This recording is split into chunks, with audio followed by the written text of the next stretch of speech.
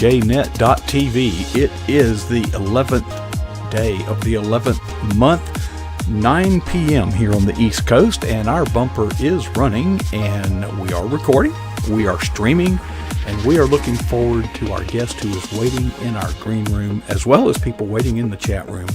So let's begin a countdown to Studio 8.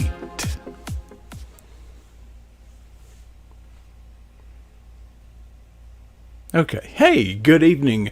This is pjnet.tv. Good evening. I am your host, Coach Prasick, and every month about this time, let me guess, that would be the second Wednesday of the month, one of our own, the PJNet family member, Lori Hayes, joins us, and she is she's smiling, but let me tell you, there's no good reason for her to smile, because for the past, how long, about 20 minutes, we have been casting out demons. It's tough out there. Well, Lori, for the longest time, had this phone, and there at some point came a time that phone became compatible with what we're doing here. So she went and got a new one. We're still trying to figure it out. It works everywhere but here. But anyway, Lori, do you when you go on to these excursions, these adventures, and you have a fancy camera, so you don't really use your phone to take pictures in those cases, do you? Actually, I have a new iPhone that has a great camera, so I've actually been using that mostly. Really? But I do bring my phone. You've got a good one. Well, the last time we talked, you were smiling and you were cheerful, but at the same time, I think you were facing some deadlines. Do I remember correctly? Yes, I made it on October the 25th, and I turned it in at 4 p.m. So I felt like I turned it in early because technically it's not due till midnight, right? Oh, yeah. Let me write that down. I may need that at some point. If it's not overdue, it's early. Is that what you're saying? And my next one is due January 25th. So I had to take a week or two off. I just couldn't take it. And it took me a couple of days to acclimate, and I thought, what do normal people do with all this time? So I spoiled my kids by for them and making lunches for them and cooking elaborate dinners. I thought, really, what do people do? I have so much free time. But that ended because I started my next edits on my next book. So stressful? Hopefully it's labor intensive. Labor intensive or stressful or both? All the above. All the above. Now, Lori, when you are faced with these type things, your coping mechanism or your modality of dealing with it is to go find a relaxing atmosphere, get away from the routine, and escape off to the beach. Does it work for you? Mostly, yes. But the last time I brought my manuscript to the beach with me, so the whole purpose was to actually work. So, but I did get to play a little. But let me tell you, when it was all finished, I really stayed home and I did nothing. It was really nice. So that's playing as well. But you all of a sudden you're lost in these edits, this whole other world, and you're working 2 full-time jobs. When you come up for air, you look around and everything looks different. It just, all the people have moved around, done different things. I don't know. You just lose track of what's going on, and it's not a good thing. Well, and I probably doing that again. There's a lot of steps to writing a book. I would think the hardest part would be writing the book. No, it's the editing. Why? I mean, why do you have to edit it anyway? You've already written it. No. Because you have.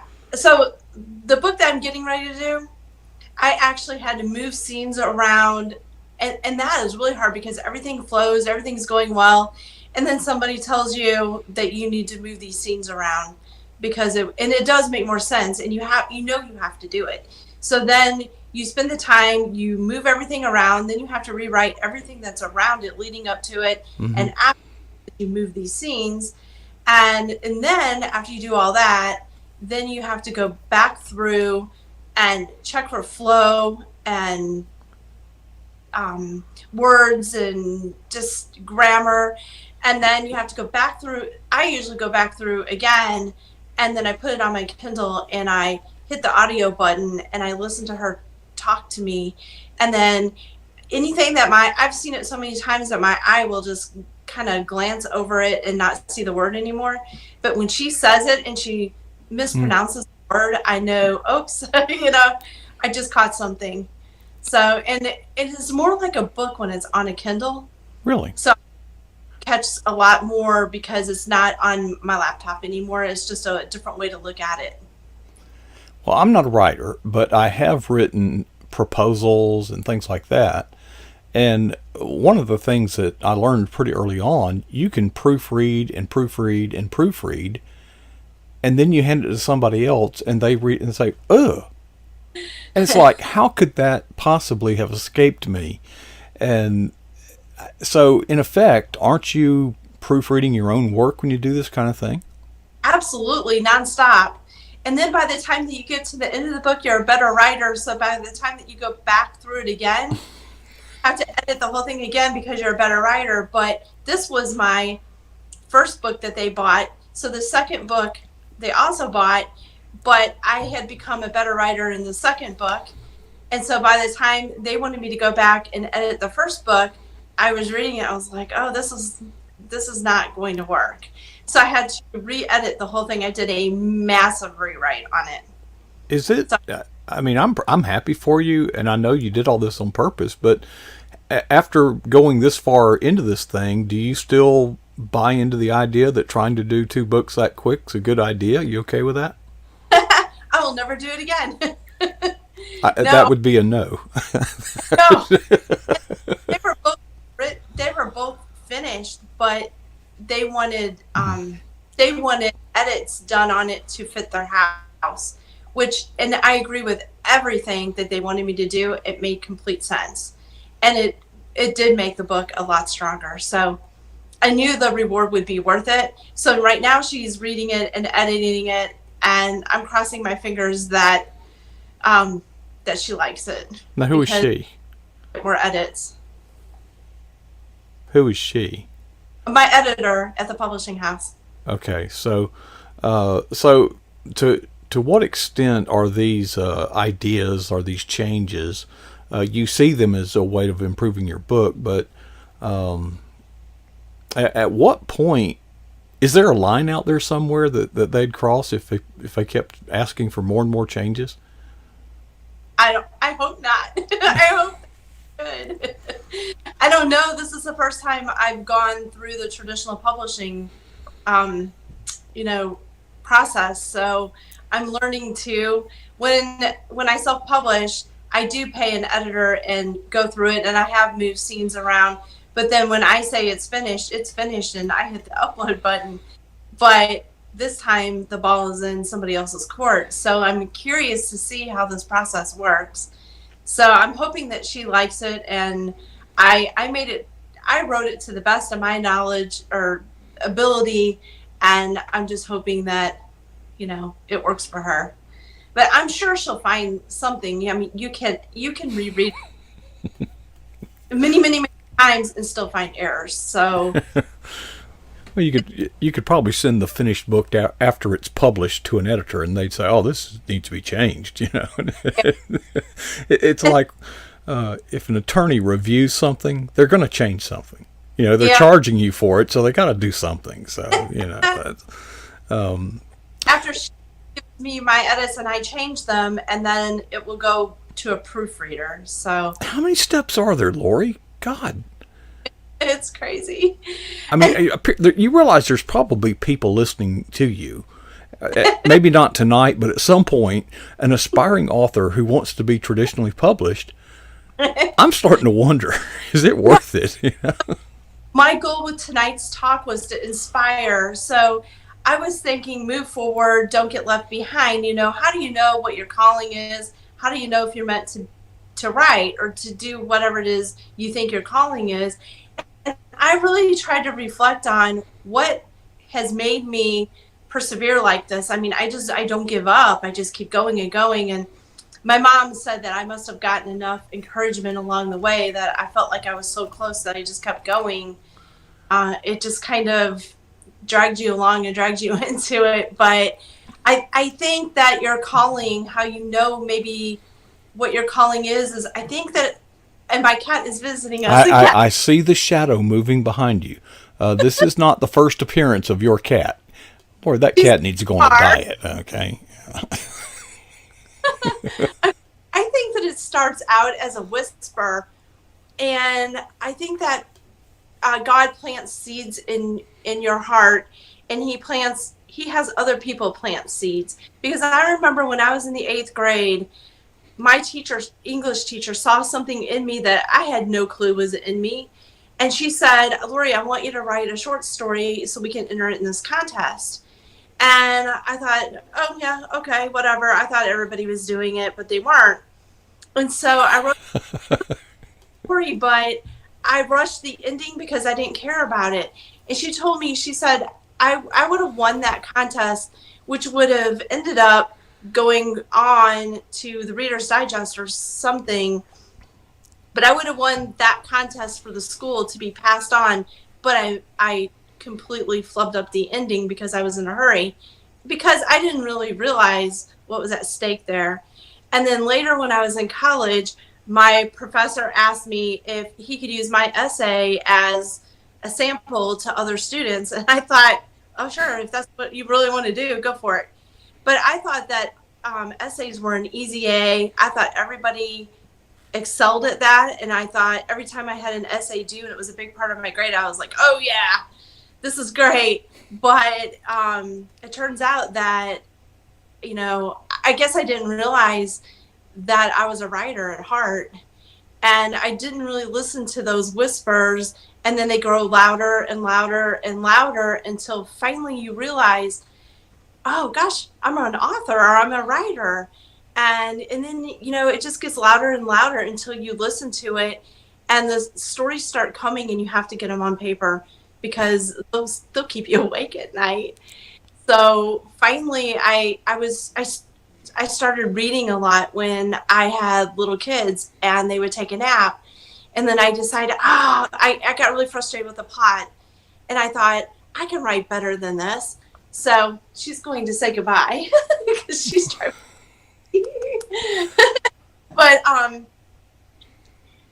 anyway, so I started reading these books and I thought I could write better than this. So I started writing, but I had no idea of how involved it was.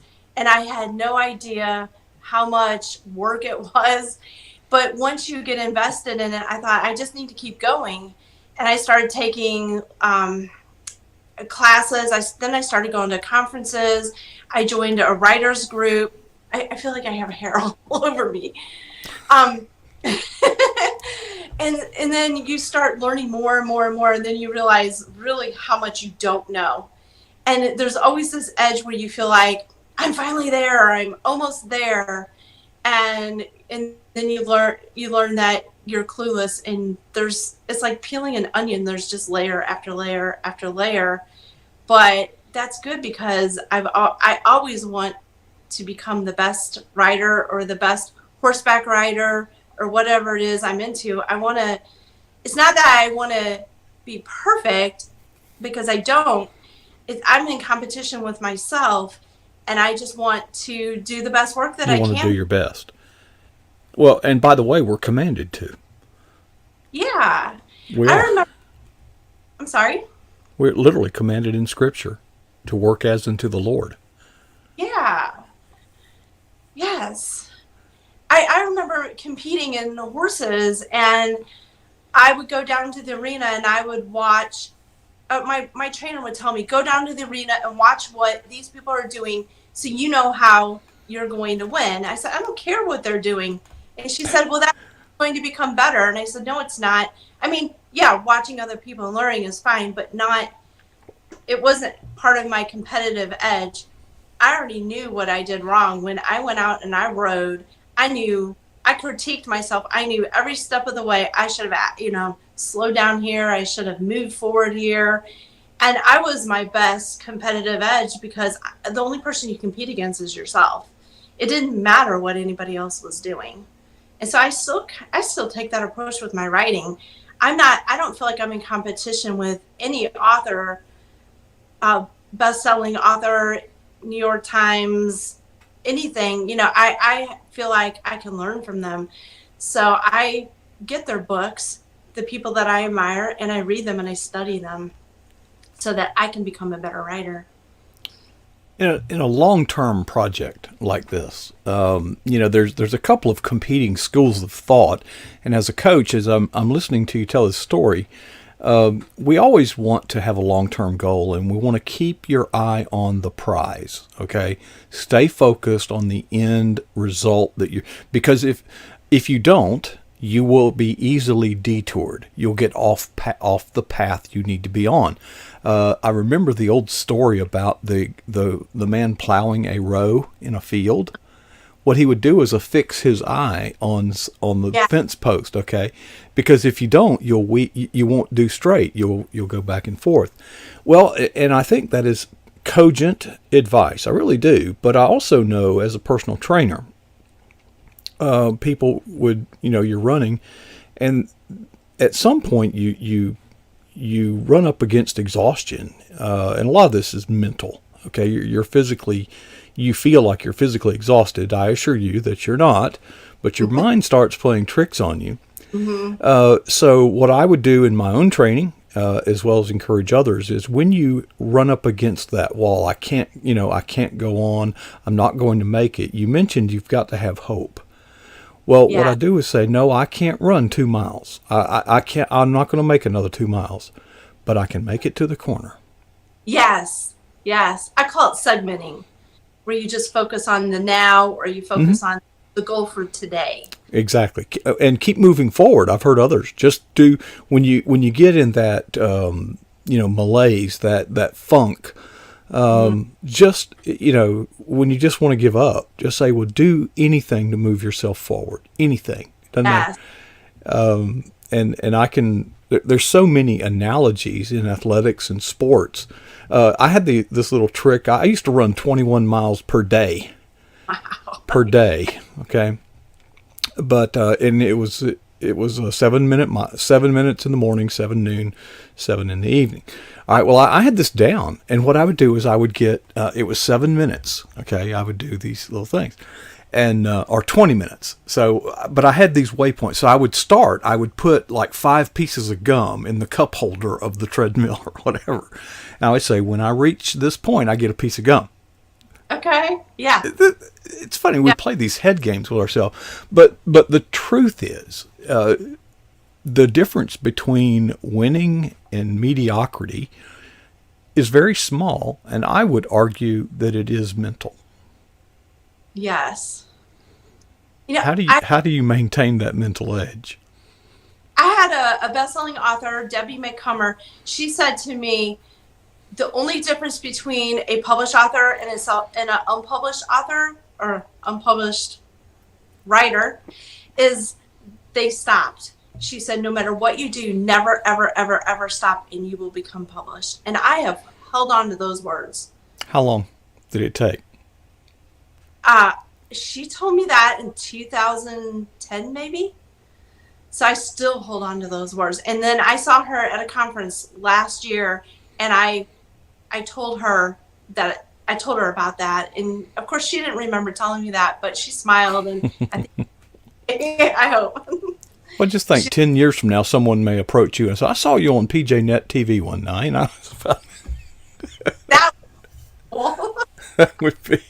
That would be very, so I kind of get it that you have a full-time job, you're a mom, you have a cat, you write, and a dog. We'll bring the dog on next time. Okay. My dog came on last night. My wife brought the dog out here. I mean, he's a 100-pound German Shepherd. If you had it to do over again, would you take on two, or how would you do things differently at this point? What are you learning from this? I I definitely I would have given myself more than 3 months, but we were under a time crunch. So honestly, I feel like it was worth it because this is my dream, and it's kind of like running that last mile in a marathon. I just had to endure it and get through it and just do the best I could. But I actually suffered physically the last 3 months. Like Star, my eyes were dry and hurting, and all of a sudden I started feeling lethargic. Um, you don't eat as well. You just don't do the things that you're supposed to do when you're under the sun. So the things I would do differently, and I'm going to do differently when I'm doing this next book, is I'm going to make sure I have time to exercise. I'm going to make sure no matter how stressed I am, I'm going to continue to eat. And I'm going to try to play more, but I'm going to have a goal at the end of this. Well, Lori, next time we see each other, I think we'll be through this. I'm being reminded by the presence of our next guest in the green room that our time is up. I wish we had more time. I really enjoyed talking to you, Lori, and I think that your words are sound, and I hope that they have fallen on the ears of some aspiring writer who would like to become an author, because that's your journey, and we appreciate you sharing with Thank others. Just keep going. Don't stop. There you go. Okay, pjnet.tv. There you see it from the live orbiting cameras here in the Eagle Nest studio. Folks, it's not over. We have another guest coming in. No, it's not Michelle Medlock Adams. It's just as good, though. And that'll happen in just a few minutes at the bottom of the hour. And I got to go do some things to get ready for that. Before I leave, let me ask you to ask yourself a couple of questions. First, what is the boldest thing that you have ever done for Jesus Christ? And secondly, when was that? Challenge is to never be satisfied with either answer.